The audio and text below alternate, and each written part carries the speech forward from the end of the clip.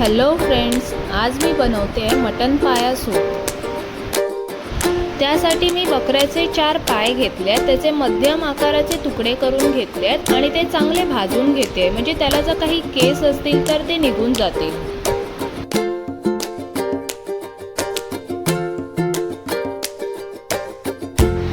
चांगले भाजले की त्याला स्वच्छ पाण्याने चांगले धुवून घ्यायचे।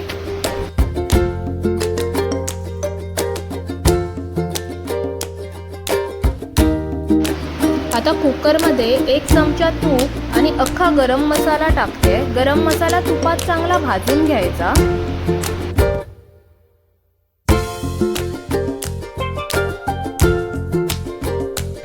गरम मसाला चांगला भाजला की त्याच्यातच कांदा परतवून घ्यायचा।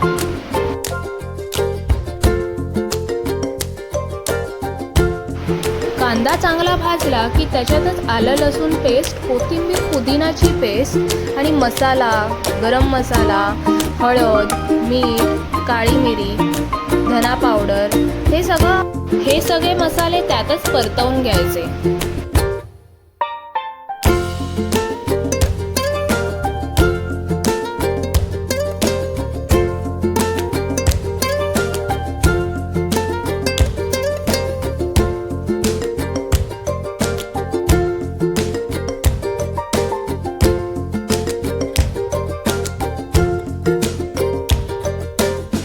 मसाला चांगला भाजला, त्याला तेल सुटलं की त्याच्यातच भाजलेले पाय टाकायचे आणि परतवून घ्यायचे।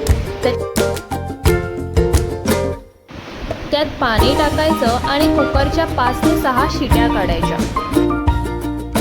असं आपला हेल्दी आणि पौष्टिक मटन पाया सूप रेडी आहे।